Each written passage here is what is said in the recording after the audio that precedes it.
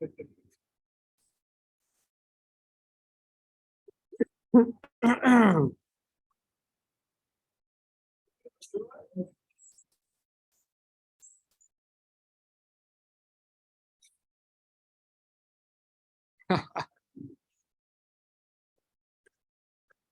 JP. Can you just put into words what it means to come in here and beat the number 6 team in the nation? Yeah, it was a lot of fun. We had a blast out there. That was something going into this game that we wanted to emphasize. It's a top 10 opponent, SEC, and we wanted to have a lot of fun. And we knew we could hang. I mean, we feel like we have a really great team, and we feed off each other and we compliment each other and just show a lot of love. And I feel like that showed during the game. And we definitely wanted to finish this week. So, I'm just proud of those guys and the way we came in here and took ownership of our plan, and just let the rest happen on the field. Obviously, I'm sure the whole team was upset last week, but coach said that you were particularly crushed with what happened, but he knew you were going to bounce. So what does it mean to you that he had that faith in you that you would bounce back? Yeah, me and Coach Clark, we have a unique relationship. We both have. I feel like I can relate to him in many ways, and so we connect on different ways that I feel like other quarterback head coaches don't. He's had a lot of adversity in his life, and me playing football for 6 years now, I've overcome a lot of adversity as well. So he knew that last week's game wasn't going to carry over into this week's game by any means. He knew I was going to get our offense ready to go. And with the help of Coop Hodges and that O-line, we just made it. We just had a mindset of just coming in here and trying to dominate, because we showed we can do it and we can play with anybody on the field. And so, Coach, he wasn't too worried. I was visibly crushed, obviously, for many reasons. But like I said, another interview, I let myself get one day, and then I cut it off. It was over with, and I had to get right for this week. What did you think about the job Cameron did, especially on that last drive? Yeah, he's a warrior as well. We were down Nate this week, and so Amani and Cam and Chop, they came in and just did a fabulous job, protecting me and running hard, not tiptoeing, just taking those dirty yards. And we kept saying throughout the game, hey, one's gonna break, and it broke at the right time. And that boy wanted the touchdown. You could see it, so I'm very happy for him. What about you guys being able to come in here against an SEC team and control possession 41 minutes to 18 minutes? Right. Yeah, 22 first downs to 9. Just controlling the clock, converting on fourth downs, getting manageable third and fourth downs, because Coach Clark is going to go for it. Can't come in here scared. And so we, to take control of a game like that and get it out of the hands of very talented offense and keep their defense on the field was a big advantage for us. I know you were a little kid when it happened, but I'm sure obviously you know about the Michigan upset and what it meant to the program, how it's kind of in history now. Do you feel like this is a win that will go down in Appalachian State history? Absolutely. With it just being a number 6, the number 6 next to their name, and us coming off a tough loss like we did and so early in the season.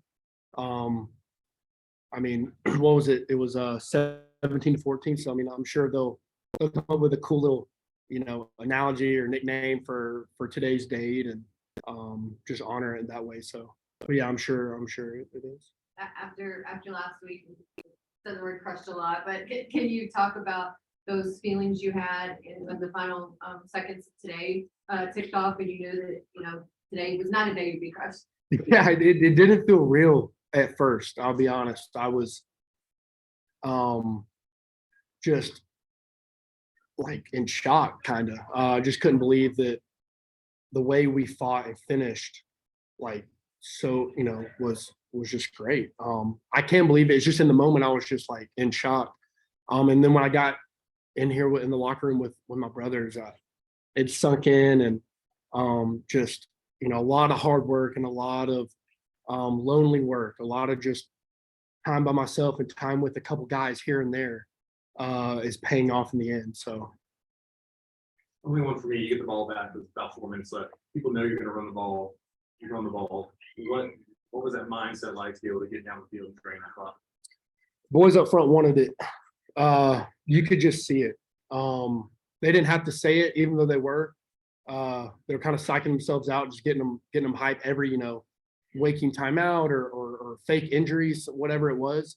You could see that we had kind of, broken them down. They were tired, and our O-line wanted that game in their hands, feet in our backs, and just put on their back. Anybody on Zoom have a question or two before we let Chase go? Yeah, I'd like to get one in. Chase, JB Ricks here from Spectrum News 1. Congratulations on this win, first and foremost. Jimbo Fisher, head coach for Texas A&M, he was really, really high on you guys throughout the week.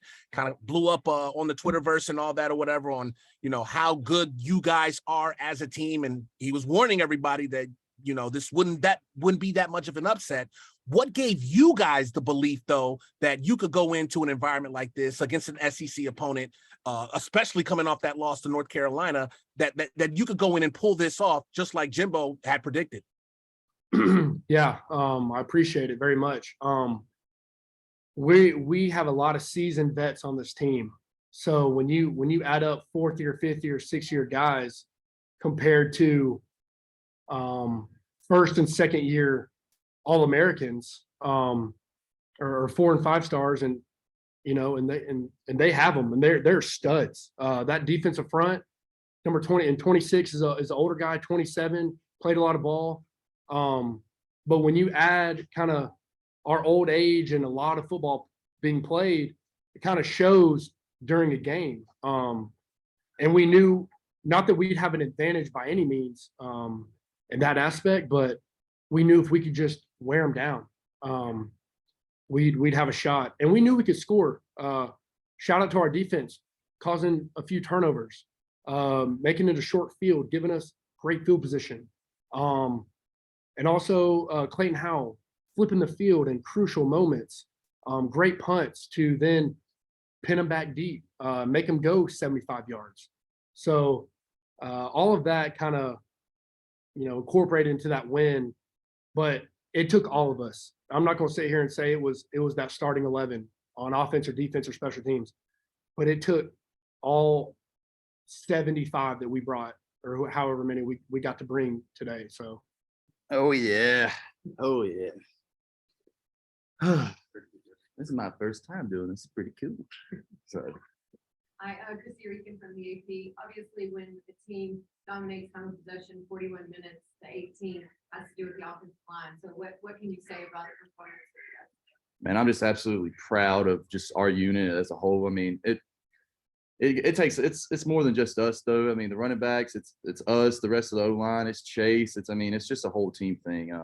We just were I don't know, we were clicking today, and we just wanted it more, I think, and that's all it was. But I also would just like to say how proud I am of our defense. I mean, when you look at it, I mean, we were down 2 key players in Brendan Harrington and Trey Cobb, and man, people just stepped up, and we've always had that next man up mentality, and it's just what happened. And it was just, it was awesome to see. Just super proud of those guys, and just proud of our team. Chase was saying on that last drive where Harrington really got going, y'all just decided y'all are going to take over. This is going to be your time. Can you talk about that last drive? Man, as a offensive line, we're prideful, man, and we wanted it on our backs, So if they tell us we need a first down to win the game, we said, all right, well, let's get it done. We have great, confidence in our backs, great confidence in our unit, and we were just, like I said earlier, I think we just wanted it more, and we went and got it done. What does that mean to you to come in here, it's number 16 in the nation, from 100,000 people, and leave with the victory? To me, it's there was no doubt in any of our minds that we could do it, man. It was just coming out here and doing it. And I think it's just, to us, it's, it just tells everybody it doesn't matter if you're a 5-star, it doesn't matter if you're a 2-star. It's about how you prepare that week and about how you play the game, man, how hard you play, how bad you want it. And I think that's what really stuck out tonight. Of course, you know about the history of this team and the upset over Michigan. I don't even want to hear about them anymore, But- man. Go down in history like that win. Absolutely. I think it's a pretty pivotal win. It's, it's a great thing for our program. It's really like, I mean, it's pretty much around that same level, you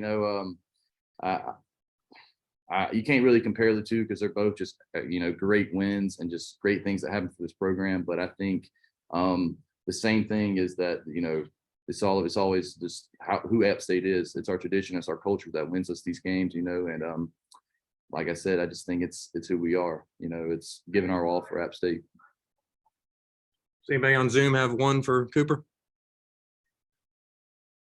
All right. I'll sneak one in. Hold on, Cooper. Hold on. Okay. I'll sneak one in. I just want to know the feeling and the emotion that you guys had when that clock hit 0 for you, and you realized that you pulled off one of the biggest upsets in App State history. It was the whole time, we're going on into this, that drive, and we're telling each other, said, what's our legacy going to be? And that's what we wanted to stand out. I'm out there, I'm saying, respect to all those guys, they were great, but I'm telling them, I'm tired of hearing about Michigan. I want our legacy to be something, Sun Belt champions, and I want our legacy to be, beating Texas A&M. That's the thing we want. That's what we're fighting for. Our goals are still there. And that's just what we're going to do. That's what we're going to have to get done. It's beautiful. Thank you. Congratulations. Thank you. I appreciate that. Thanks, everybody. Thank you, guys.